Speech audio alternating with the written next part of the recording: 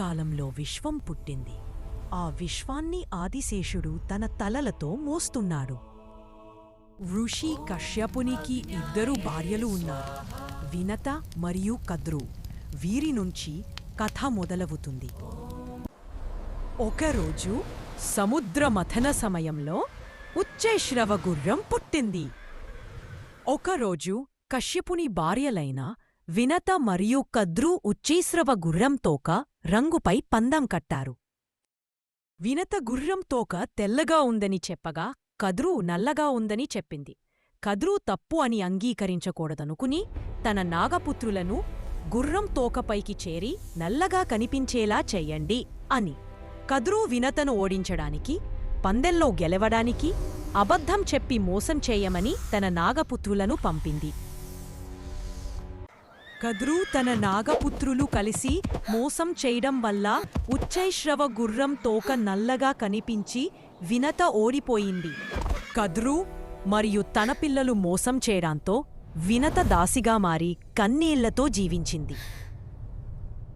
అంతలో వినత గర్భం నుంచి గరుడుడు జన్మించాడు. అతని కళ్ళలో దివ్యమైన తేజస్సు మెరుస్తుంది. తల్లి విముక్తి కోసం నేను ఏదైనా చేస్తాను అని గరుడ ప్రతిజ్ఞ చేశాడు. అమృతాన్ని తెచ్చేందుకు ఆకాశమంతా విహరించాడు. గరుడ అమృతం కోసం దేవతలతో యుద్ధం చేశాడు.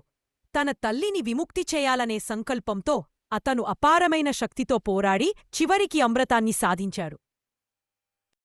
ఇక మరోవైపు కద్రు మరియు ఆమె నాగపుత్రులు అమృతం కోసం ఎదురుచూస్తున్నారు. తాము దానిని తాగి అమరులవుతామని ఆశతో ఉన్నారు. ఇంద్రుడు అమృతాన్ని రక్షించడానికి వచ్చాడు. గరుడ ధైర్యంగా ఎదుర్కొన్నాడు. కేవలం తల్లి విముక్తి కోసం యుద్ధం చేస్తున్నాడని తెలిసి ఇంద్రుడు గరుడ నిజాయితీ చూసి అతనికి స్నేహితుడయ్యాడు. గరుడ అమృతంతో తన తల్లి వినత దగ్గర చేరి ఆమెను దాస్యశాపం నుండి విముక్తి చేస్తాడు. నాగులు అమృతాన్ని తాగటానికి ప్రయత్నించగా దైవశక్తి వలన వారి నాలుకలు చీలిపోయాయి. ఇది వారి మోసానికి శిక్ష అయింది. తప్పు చేసినందుకు శిక్ష వస్తుందేమోనని నాగులు భయపడ్డారు. వాసుకి వారికి సత్యానికి మార్గం చూపించాడు. క్షమాభిక్ష పొందాలని చెప్పాడు. శివుడి ఆశీర్వాదంతో నాగులు శాపం నుంచి విముక్తి పొందారు.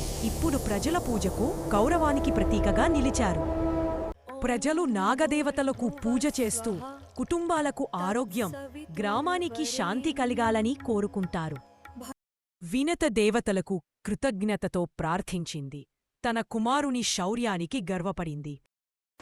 శివుడు వరంతో పాములు ప్రకృతిని, నదులను, పంటలను రక్షించే దేవతలుగా మారాయి. నాగుల చవితి రోజు భక్తి, ప్రకృతి ప్రేమ మరియు రక్షణకు ప్రతీకగా జరుపుకుంటారు.